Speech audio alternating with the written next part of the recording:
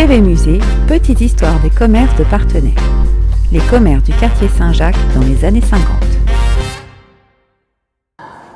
Alors, il y avait un projet qui m'était venu, ou qui nous était venu plutôt avec les copains, mais ça c'est un projet bien antérieur à celui qui a été réalisé en 2015.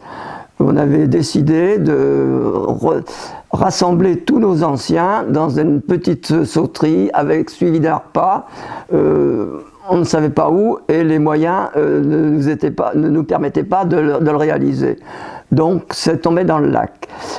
Et ce qui s'est passé après, c'est début des années 2000, vers 2010, 2012, nous étions en train de discuter une fois avec René Pinault, Rémi Mettet, Serge Genot et moi-même. Nous étions dans la rue du Château et chacun était en train de se remémorer tous les commerces que nous avions dans dans le quartier Saint-Jacques.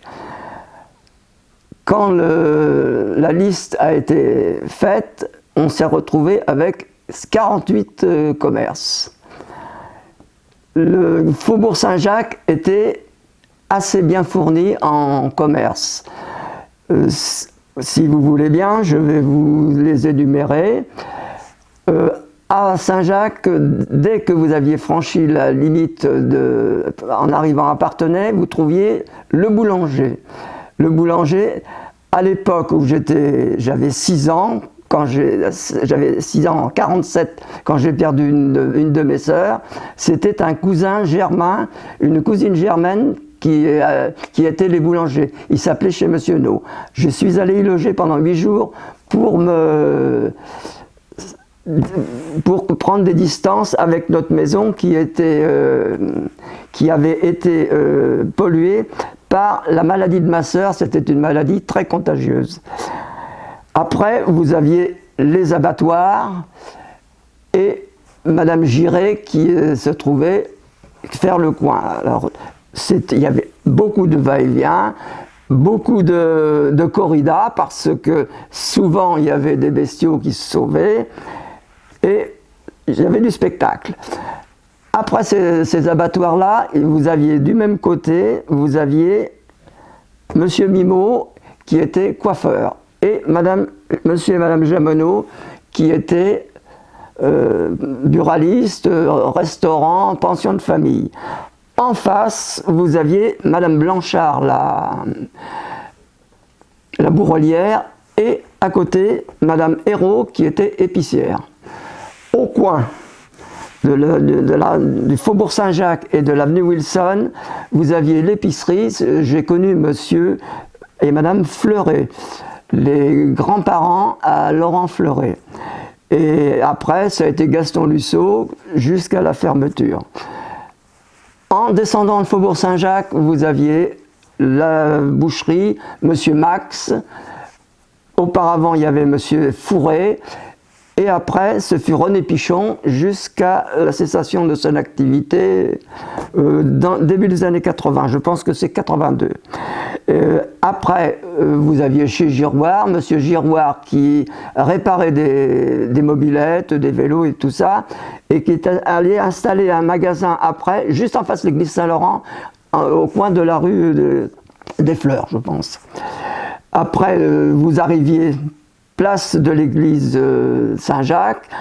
À droite, vous aviez Monsieur Fadot qui vendait des bovins, alors, on ne connaissait que marchand de chevaux, mais je sais qu'il vendait des bovins, je l'ai su après. Dans l'église, alors là, il y avait un spectacle formidable, c'était Charles Chéniaud, et puis toute sa ménagerie qu'il y avait dans le dessous. Au rez-de-chaussée, il y avait les moutons, il y avait les chèvres, il y avait les poules, il y avait les lapins, il y avait tout, il y avait de la paille, et à l'étage, il y avait l'appartement. Au coin de la rue du Four et puis de la rue de la Vaux-Saint-Jacques, il y avait chez Giroir, c'était toujours cette même famille. J'ai omis de vous signaler qu'il y avait Gégène Giroir, dit La Vapeur, qui avait son atelier de charronnerie, qui était sur les deux rues, c'est-à-dire la rue du Faubourg Saint-Jacques et l'avenue Wilson. À ce sujet, ce qui est resté célèbre, c'est l'incendie de la charronnerie. Il y avait un personnage du quartier qui faisait une blague tous les matins quand il allait travailler. Il criait au feu là-dedans, et puis le jour où il y avait le feu, eh bien, personne. Les gens ont réagi trop lentement, et l'atelier a été complètement détruit. Plus bas, en descendant jusqu'au pont de Saint-Jacques, vous aviez, alors là, après, c'était des petits commerces ou petits artisans. Il y avait Madame Cormier qui vendait des légumes.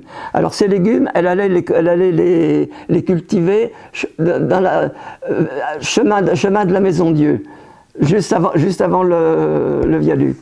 Et en face, il y avait Monsieur Chaussonneau qui fabriquait des petits objets en bois. Vous traversiez donc la rivière et vous aviez tout de suite les chais de Chénourreau. Alors les chais de Chénourreau, j'ai connu Monsieur Nourreau, j'ai pas connu, mais j'ai connu Monsieur Guillon qui le gérait, puis après ça a été Monsieur Fossette.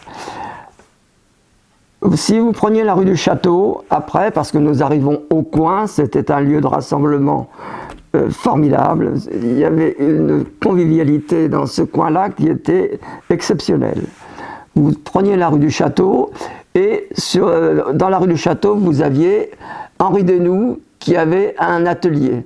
Alors c'était marrant parce que il jetait comme ça dans les matériaux qu'il utilisait, il jetait du carbure dans le caniveau. Alors qu'est-ce que nous faisions? Nous allions ramasser du carbure, mettre ça dans les bouteilles, puis on jetait ça dans le touet. Ça pêchait bien, ça. Après Henri Desnoux, vous aviez en face Monsieur Racinou. Lui, il était ébéniste et son épouse tenait le bistrot du coin, mais on va y revenir. Et après, vous aviez la minoterie du château, là où nous sommes, et il y avait 3 familles qui vivaient, la famille Sesma, où habite la Madame Charron. À la grande maison, il y avait la famille Ramade et la famille Berthomé. Il y avait une vingtaine de personnes quand même qui étaient employées. Mais le gros inconvénient, c'était que ils ne faisaient pas trop attention à ce qu'ils faisaient. Il y avait beaucoup de tripes de poulet qui partaient au touet. Alors on voyait les tripes de poulet qui passaient là-bas sur le pont de Saint-Jacques. Et puis nous avions Monsieur Albert Martin, médecin.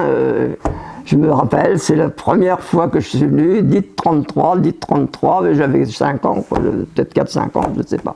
Mais enfin, dites 33. Mais il était charmant. Alors ce monsieur-là, je pense que les avis sont partagés, mais dans le quartier où il était, il ne devait pas beaucoup gagner d'argent parce que les gens qui venaient le voir, ils n'étaient pas tous très riches, et je suis certain qu'il y en a pas mal qui n'ont pas payé les consultations.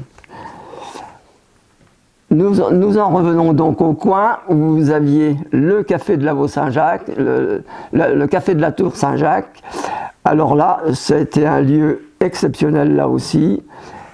Si vous remontez la rue de la Vaux-Saint-Jacques, on va passer à la rue Godineau, Macheteau, la teinturerie avec sa dizaine d'employés. Et un peu plus haut, il y avait Madame Bernier qui était couturière et Monsieur Poupard qui était agent d'assurance.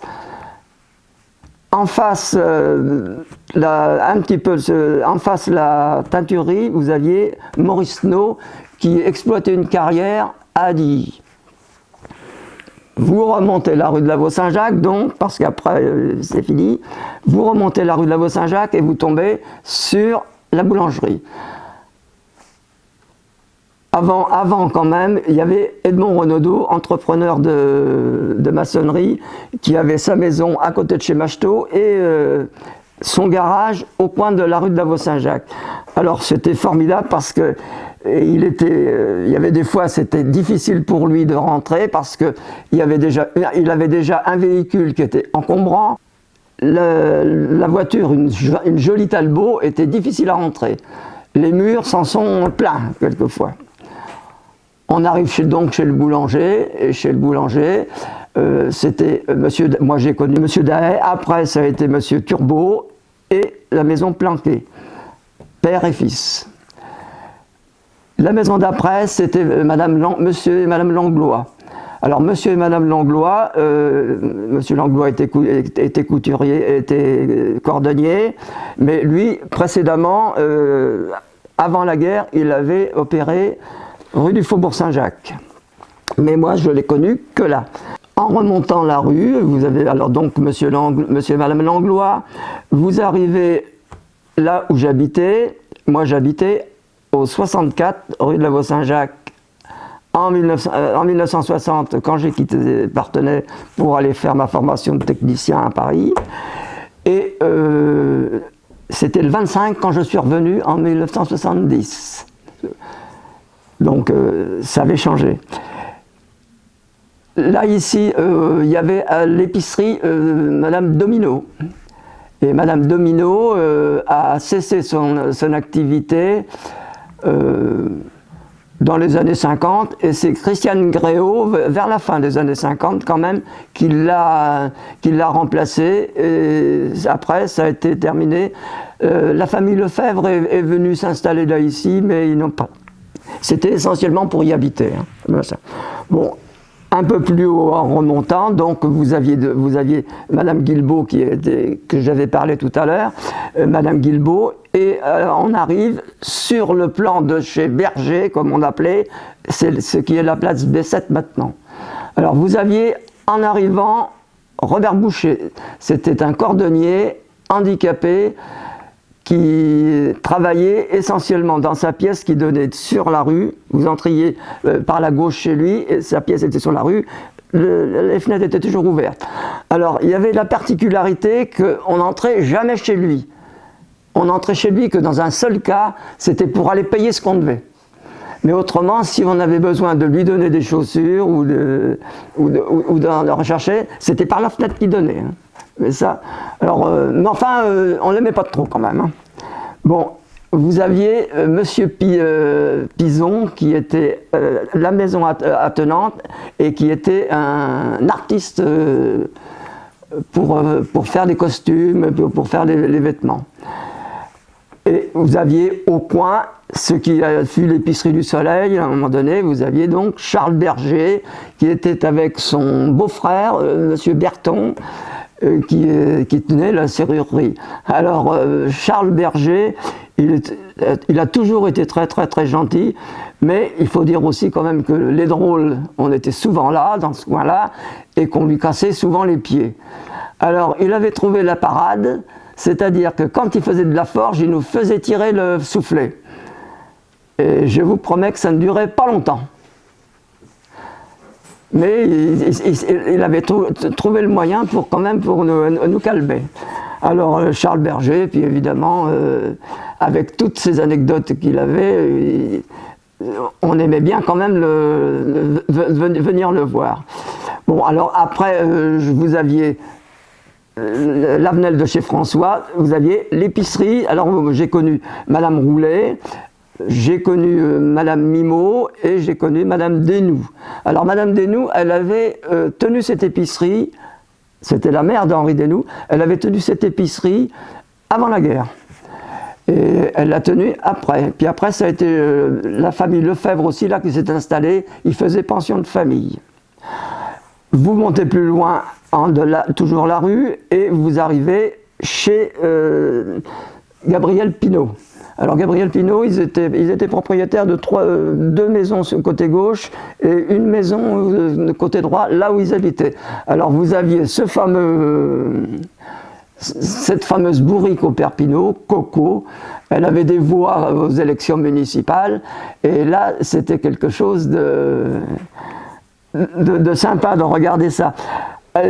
En parlant de Coco, Mon père, à l'époque, il était encore un petit peu valide, bien valide. Il avait un copain au Sapin de la Mare qui s'appelait Monsieur René Hérault. Et par son intermédiaire, on pouvait avoir une coupe de bois bon marché au Sapin de la Mare. Alors, Monsieur Pinault nous prêtait Coco et sa charrette pour aller chercher du bois. Je me souviens, ma sœur Colette et moi, nous étions là avec mon père chercher du bois et nous étions arrêtés chez Hérault. C'était le père de Michel Hérault, quoi. Et c'était sympa parce qu'on avait eu le droit à un chocolat, ma sœur et moi, parce qu'il ne faisait pas chaud. Mon père, lui, et Monsieur Hérault, je ne sais pas ce qu'ils ont pris. Alors, la parenthèse étant terminée, Monsieur Pinault faisait donc le marchand de chiffon avec Coco, et aussi il travaillait pour les œuvres sociales et il s'occupait de désinfecter les maisons quand il y avait quelque chose qui s'était passé, notamment chez moi, quand ma sœur est décédée en 1947. Après, chez Pinault, vous aviez chez Renault. Alors là, chez Renault, il y avait 4 maisons, tout le carrefour était à eux. Hein. Alors vous aviez d'un côté le garage pour mettre un camion, pour mettre le charbon dans le fond, le charbon de bois à l'étage et les fagots aussi. De l'autre côté de la rue Mauxouris, le charbon aussi qui était sous un appentis qui avait été construit à l'abri, et vous aviez le coq, l'anthracite qui était dehors comme ça. Et de l'autre côté, vous aviez la fabrique de limonade qui employait plusieurs personnes, et l'habitation de Monsieur et Madame Renault. Et la maison d'après, là où il y a la cour en face là actuellement, je n'ai toujours connu qu'une maison démolie. Il y avait un tas de cailloux là-dedans, c'était tout. Mais enfin, on aimait bien aller y voir parce qu'il y avait une fontaine au fond, et puis la fontaine, elle n'était pas bouchée comme maintenant.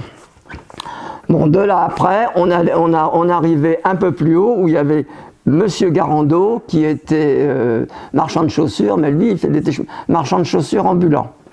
Alors, il était marchand de chaussures ambulant et on allait quand même aller y acheter des chaussures chez lui. De toute façon, les gens, ils étaient habitués à lui. En face chez lui, vous aviez un sacré personnage qui travaillait à l'abattoir, mais c'était Monsieur Raoul Pilet. Il était rebouteux. Alors, c'était un vrai rite à chaque fois qu'il venait réparer un bras ou un truc comme ça, parce que il se lavait les mains, tout ça, il était toujours très propre. Pourtant, il ne paraissait pas, mais enfin, il était toujours très propre. Mais enfin, c'était rituel. Bon, un peu plus haut après, vous aviez le garage à Roc qui fait le coin de la petite venelle qui monte vers les remparts. Et là, chez Roc, ils en faisaient un dépôt de légumes, tout ça. Enfin, c'était là. Parce que ils avaient un magasin un peu plus haut, juste en face de la rue, la petite rue qui rejoignait les remparts. Alors, vous aviez au coin de la rue Férolles, donc le coiffeur, qui était Monsieur André Charon à l'époque, et qui a très vite laissé son salon ici pour aller s'installer place des Martyrs de la Résistance. Alors, en remontant plus haut, vous aviez donc Roc sur le côté, Madame Babot qui habitait dans la rue de la Poterne, dans le petit chemin, là, ici, et après, vous arriviez chez Henri Beau, qui était coiffeur, là, ici, qui a été remplacé par la suite par Madame Hafner. Et on arrivait, place du Vauvert, chez Firmin Fauché. Alors Firmin Fauché, c'était l'épicerie, la buvette avec le restaurant et le dépôt de gaz et le siège de la société de Boule-en-Bois, les Guélurons. Alors, et les jeux de boules étaient sur le jardin au-dessus. J'avais oublié de vous dire que chez Madame de Minot, il y avait le siège de la société de boules, les Sans-Culottes. Je me suis longtemps demandé pourquoi. Pourquoi ça s'appelait les Sans-Culottes? C'était parce qu'ils avaient leur jeu de boules Place de la Nation. Qui dit Place de la Nation, dit la Révolution française, dit les Sans-Culottes. Mais il m'a fallu réfléchir, puis avoir quand même quelques petits tuyaux par la suite. Hein. Voilà. Vous voyez, on a fait à peu près le tour de tous les commerces. Et il y en avait. Hein.